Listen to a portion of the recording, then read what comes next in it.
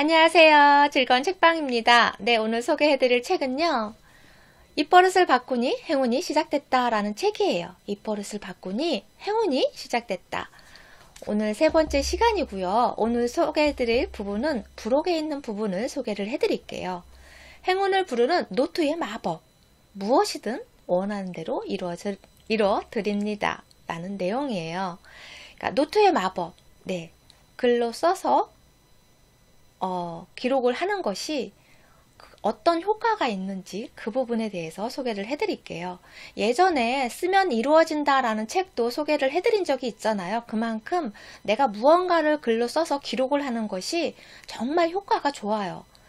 그전에도 말씀드렸지만 저도 예전에 그 책을 읽을 때 구매한 책을 그냥 밑줄 그어서 라벨을 붙여서 좋은 글귀를 있는 부분을 라벨을 붙여서 기록을 보고 했지만 뭐 대여한 책은 그렇게 할 수 없잖아요. 그래서 노트를 하나 만들어서 거기에 기록을 했어요. 좋은 글귀나 공감되는 부분을 기록을 했는데 그것이 정말 기억에 오래 가더라고요.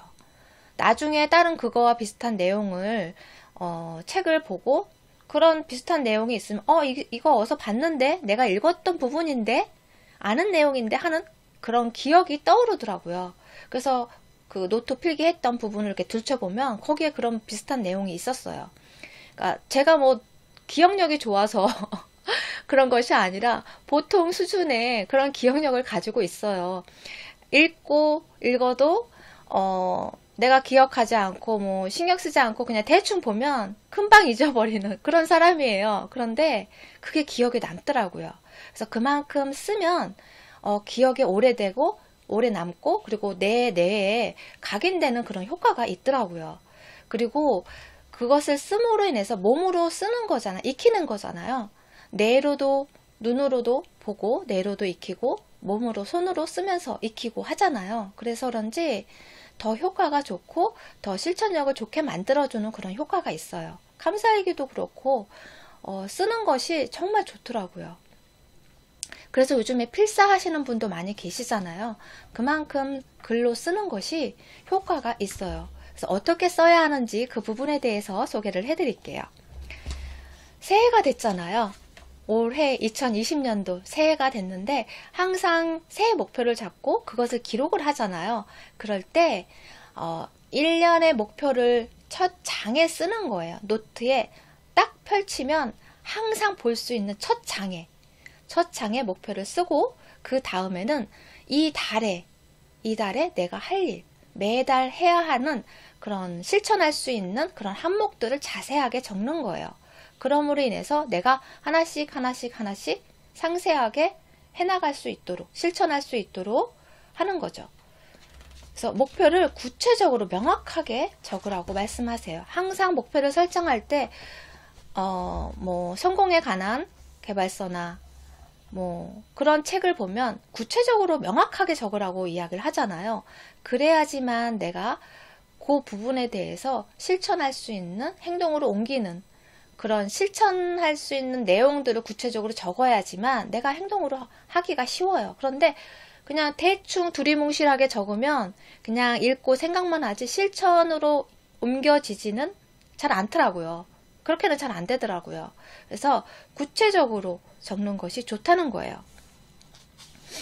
그래서 매달 그것을 반복적으로 적고 첫 장을 넘길 때마다 1년 목표를 보고 그 다음에 매달 이달에 할 수 있는 목표를 여러 가지 구체적으로 명확하게 적으라는 거죠. 그리고 또 노트에 적어야 되는 것이 어떤 부분이 있냐면요. 그날 좋았던, 기뻤던, 감사했던 일들을 기록을 하는 거예요. 노트에 하셔도 되고요. 수첩을 가지고 다니면서 그 순간순간 느꼈던 좋았던 감정들을 기록을 하는 거죠. 핸드폰에 하셔도 되고요. 이러한 기록들을 시간 날 때마다 자주 보면서 나에게 긍정적인 에너지를 전해줄 수 있고 그리고 또 좋은 기분을 만들 수 있는 그러한 일이 된다는 거죠. 그러므로 인해서 부정적 감정에서 자유로워지게 만드는 일이 된다는 거예요. 우리가 스트레스를 받을 때 세 가지 종류의 스트레스가 있다고 해요. 첫 번째는 뭐냐면요. 사고적 스트레스, 그리고 두 번째는 감정적 스트레스, 세 번째는 정신적 신체적 스트레스를 받는다고 해요. 이 세 가지 중에 사고적 스트레스는 뭐 책을 통해서거나 영상을 통해서 아니면 친구와 대화를 하면서 이렇게 풀어내는 거죠. 풀 수가 있다고 해요.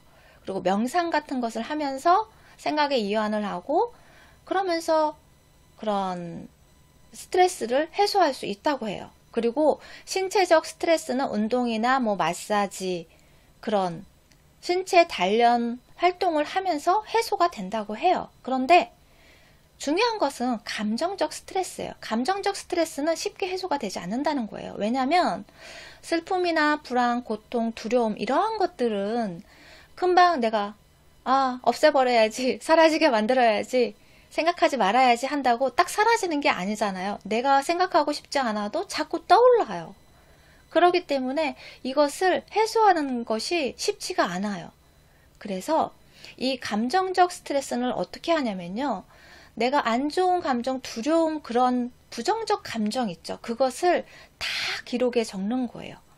반복해서 적는 거예요. 처음에는 연필을 잡고 이렇게 쓰려고 하면 마음이 복잡해서 정리도 안 된 상태이기 때문에 무엇을 어떻게 써야 될지 모르고 어떤 사람들은 그런 힘든 고통스러운 그런 생각들을 다시 들춰야 하기 때문에 눈물만 흘리는 사람들도 많다고 해요. 그런데 그 과정을 반복하고 하면서 계속 생각나는 대로 적고 그러면서 정리가 되는 거죠. 마음의 정리가 된다는 거예요. 그리고 그 마음의 정리가 되면서 또 그런 불안이나 고통, 힘든 그런 부분에 대해서 어느 정도 해소하는 그런 시간이 된다는 거죠. 감정을 해소하는, 그리고 또 흘려보내는 그런 시간이 된다는 거예요. 그래서 그런 힘든 고통스러운 그런 경험을 하고 그런 분들한테 이러한 글을 써서 해소하는 그런 방법들을 많이 제시를 해요. 다른 책에서도 이 내용은 똑같이 나와요.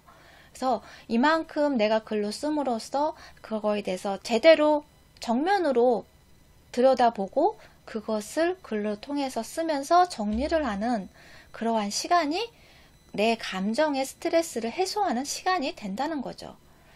그래서 그만큼 글로 쓰는 것이 정말 도움이 많이 된다고 해요. 그래서 그러한 글로 쓰는 행동이, 실천이 부정적 감정에서 빨리 빠져나올 수 있는 일이 된다는 거죠. 책 내용을 잠깐 읽어드릴게요. 부정적이고 괴로운 감정을 기록하는 일은 표현을 통해 자신의 내면과 제대로 직면하기 위함이고 결과적으로는 깊은 수렁에 빠져있는 자신을 위로하고 다독여 더 나은 세상으로 꺼내기 위해서이다. 문제를 회피하고 더 깊은 자기만의 방에 숨을수록 되돌아오는 길을 잃어버릴 수 있기 때문이다. 네. 점점 더 그 문제에 대해서 회피를 하고 숨기려 하고 꾹꾹 억누르기만 한다면 정말 자기만의 감옥을 만드는 일과 같다는 거예요. 그렇기 때문에 거기서 빨리 빠져나오고 싶고 그것을 해소하고 싶다면 글로 써서 내 안에 있는 모든 것들을, 감정들을, 생각들을 글로 써서 내보내라는 거죠. 그러한 일이 부정적 감정에서 빠져나오는, 자유롭게 만드는 그러한 일이 된다는 거예요. 그래서 이러한 방법은 꼭 해보셨으면 좋겠어요. 정말 저도 경험해 보면서 글로 쓰는 것이 정말 효과가 좋더라고요. 그리고 여기서 불안에 잡히지 않는 무기를 만들라고 이야기를 하거든요. 그것이 뭐냐면 이렇게 노트에 그런 글로 쓸 때 내가 어떤 책에서 보거나 아니면 어떤 드라마에서 보거나 영화에서 봤을 때 공감되고 정말 명언이다 라는 생각하는 그런 부분들이 있잖아요. 그런 부분들을 적는 거예요. 그러니까 뭐 명언집에서 나오는 책들도 있지만 나만의 명언집을 만드는 거죠. 그러니까 어떤 부분은 명언이라고 하지만 제대로 공감되지 않고 정말 마음에 와닿지 않는 그런 명언도 있어요. 그렇기 때문에 내가 정말 공감되고 내 마음에 와닿아서 정말 내 마음에서 울컥하고 심쿵하고 하는 맞아, 이 말이 맞아 라고 공감되는 그런 말들이 있잖아요.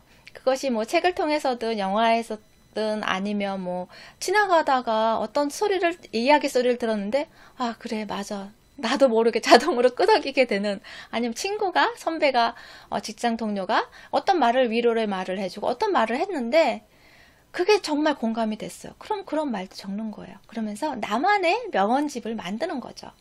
그러한 것들이 기록으로 남고 싹 차곡차곡 쌓임으로 인해서 그것이 나의 재산이 되고 그리고 또 내 마음이 그러한 뭐 불안이나 부정적인 감정들 아니면 안 좋은 감정들에 휩싸일 때 그런 명언집, 나만의 명언집을 읽음으로 인해서 공감되고 치유를 받고 그럴 수 있고 또 그러한 내용이 누군가 나가 가까운 사람이 힘들어하고 지칠 때 내가 아는 그런 좋은 말들을 해주면 나는 힘들 때 이런 말이 참 위로가 됐어 라고 이야기를 해주면 그 친구한테도 도움이 되리라 생각이 들어요. 그래서 그런 용도로 쓰셔도 되고 또 나를 위한 그런 명언집으로 쓰셔도 되고 참 좋을 것 같아요.